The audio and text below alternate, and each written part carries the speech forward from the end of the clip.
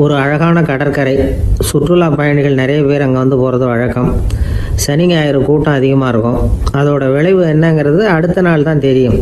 ஆமாம், அந்த கடற்கரையை சுத்தப்படுத்துகிற தொழிலாளிகள் திங்கட்கிழமை ரொம்ப சிரமப்படுவாங்க. சனி ஞாயிறு வந்த கூட்டம் கடற்கரை பூராவும் காலி ஐஸ்கிரீம் கப்புகளை வந்து வீசி எறிஞ்சிட்டு போயிடுவோம். ஆயிரக்கணக்கான கப்புகள் அங்கே பரவலாக கிடக்கும். அதையெல்லாம் பொறுக்கி எடுத்து சுத்தம் பண்ணி ஆகணும். இதனால் திங்கட்கிழமை வேலைக்கு வர்றதுக்கு எல்லோரும் பயப்படுவாங்க. அப்படி ஒரு நிலைமை. பல பேர் அன்னைக்கு வந்து லீவ் எடுத்துகிட்டு போயிடுறது வழக்கம். நமக்கு எதுக்கு இன்றைக்கி தொந்தரவுன்னு. இது ஒரு பெரிய பிரச்சனையாக இருந்தது. இதுக்கு என்ன பண்ணலாம் அப்படின்னு யோசனை பண்ணாங்க. ஒரு ஆலோசனை கூட்டத்துக்கு ஏற்பாடு பண்ணாங்களாம். அந்த நகர நிர்வாக அலுவலர்கள், பணியாளர்கள் எல்லாரும் அதில் கலந்துக்கிட்டாங்க. கூட்டம் ஆரம்பமாச்சு. ஆரம்பத்தில் சொன்னாங்க, இந்த பிரச்சனைக்கு ஒரு தீர்வு வேணும், என்ன பண்ணலாம், அதை முடிவு செய்கிறதுக்கு தான் இந்த கூட்டம். இதில் நீங்கள் செய்ய வேண்டியது என்னென்னா, உங்களுக்கு தோன்றுகிற யோசனை எதுவாக இருந்தாலும் சொல்லுங்கள். கொஞ்சம் கூட தயக்கம் வேண்டாம்.